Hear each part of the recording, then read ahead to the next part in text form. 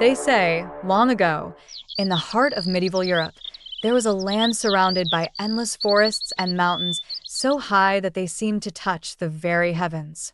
In that kingdom lived a poor farmer and his wife. They had little wealth, but they had something greater: love for each other and hope for a child they had prayed for many years. One day, their prayers were answered. The farmer's wife was expecting, yet happiness was shadowed by danger. The woman fell gravely ill, her strength fading each day.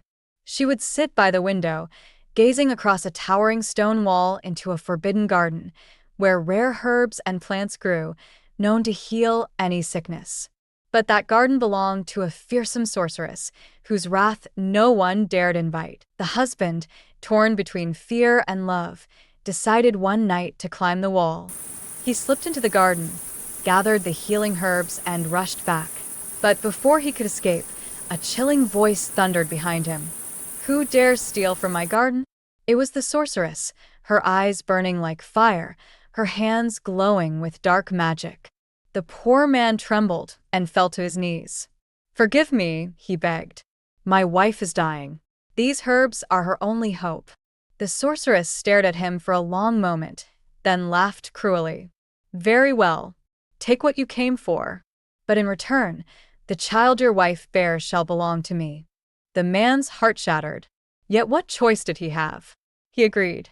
Months later, a baby girl was born. She was so beautiful that even the sun seemed dim beside her golden hair.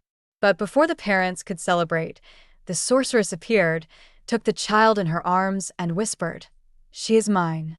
That was the last they saw of their daughter. The sorceress named the child Rapunzel and locked her away in a tall, lonely tower hidden deep within the forest. This tower had no stairs, no doors, only a single window high above. Rapunzel's hair grew unlike any other, long, golden, and filled with light. Whenever the sorceress wished to visit, she would call, "Rapunzel, Rapunzel, let down your hair."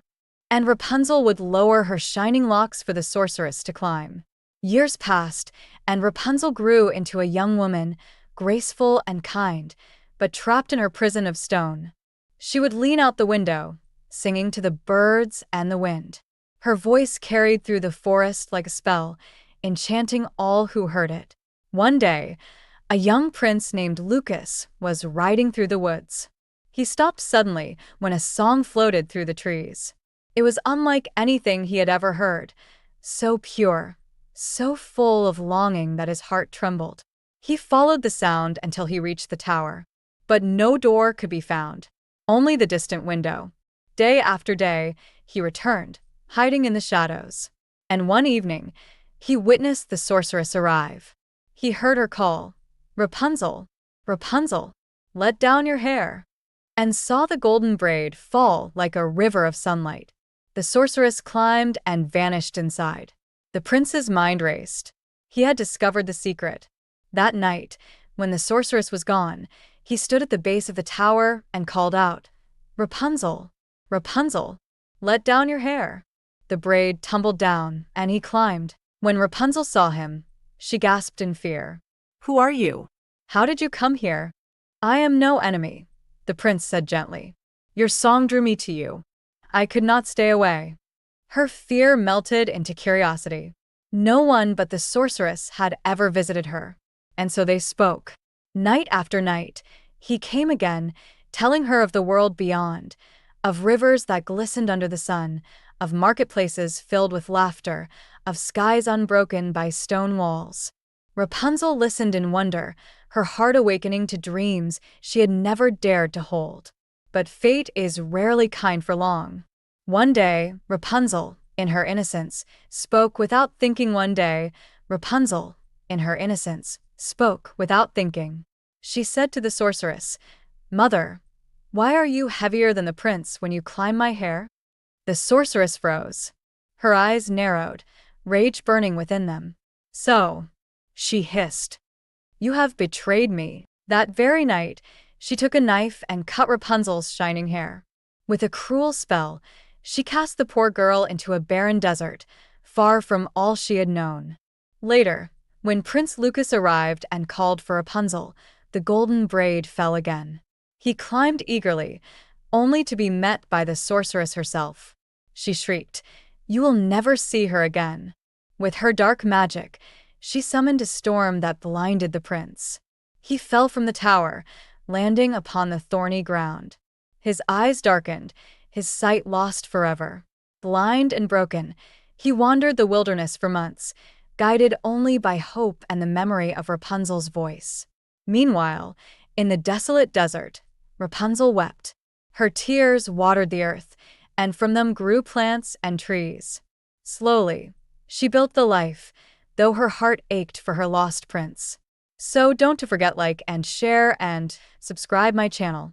Then, as if led by destiny, one day Prince Lucas stumbled into that very desert. Weak and weary, he called out, "Rapunzel, Rapunzel." His voice cracked, but she knew it instantly. She ran to him, threw her arms around him, and wept.